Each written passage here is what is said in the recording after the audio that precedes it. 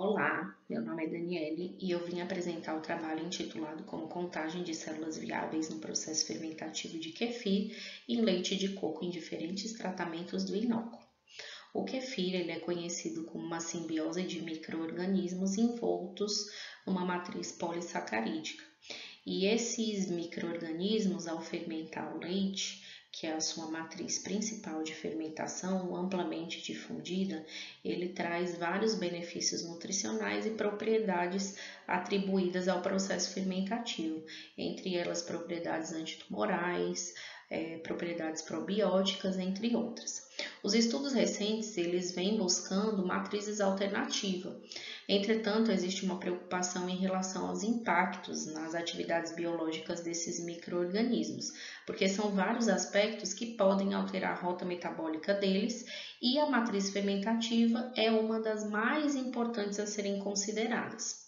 Entre as matrizes investigadas na atualidade, as bebidas vegetais elas são matrizes que estão à frente pelas propriedades sensoriais em relação à matriz original, que é o leite, e também pelo motivo de alguns indivíduos na atualidade apresentarem patologia ou mesmo pela opção de exclusão dessa matriz láctea da sua rotina.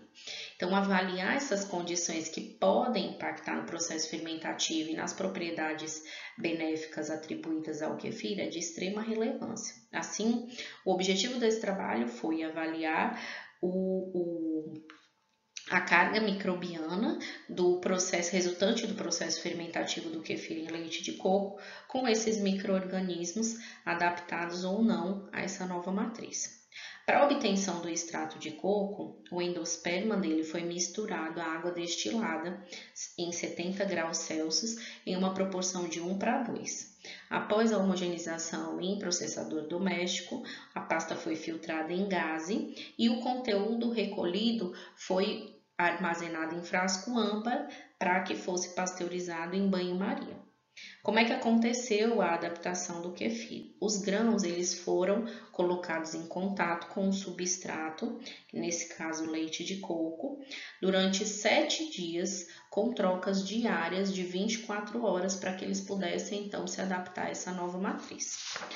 O processo fermentativo ele aconteceu por 24 horas e os micro-organismos adaptados ou não foram feitas a contagem de micro-organismos, dentre eles as bactérias ácido-láticas totais, as leveduras e os aeróbios mesófilos. Todas as análises foram realizadas em triplicata para que os dados fossem expressos através de médias. Nos resultados, a gente pôde observar que a diferença entre as cargas microbianas ela foi notória. Todas que passaram pelo processo adaptativo, elas foram maiores em relação aos micro-organismos que não tiveram essa adaptação. E essa diferença ela era entre 10 a 100 vezes mais carga microbiana, em relação a essas contagens. O que a gente pode observar que para os micro-organismos que passaram pela adaptação, a gente sai da ordem de 10 elevado a 4 para 10 elevado a 7 ou 10 elevado a 8. E para que não ocorreu a adaptação, a gente sai da ordem de 10 elevado a 4 e 5 para uma carga máxima aí de 10 elevado a 6 para todos os micro-organismos contabilizados. A maioria dos estudos relacionados ao kefir, eles não têm esse processo adaptativo, o que pode impactar, como nós podemos observar, não só a carga microbiana, mas também as propriedades atribuídas a ele. Então, como exemplo, a gente tem aqui o estudo de Fernandes, que utilizou o extrato de soja e verificou que as bactérias ácido-láticas atingiram a ordem de 10 elevado a 8 em 96 horas. Um valor que ficou muito próximo ao que a gente encontrou nesse estudo em apenas 24, onde a gente chega num valor de 10 elevado a 7.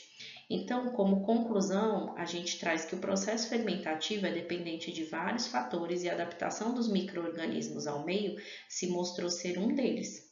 Com os resultados obtidos, é possível observar que acontece de fato uma diferença da carga microbiana quando o inóculo é adaptado ao meio em que irá acontecer o processo fermentativo. Então, são necessários mais estudos que envolvam técnicas de adaptação do kefir para avaliar as características e propriedades desses micro-organismos e entender qual a condição ideal de seu desenvolvimento.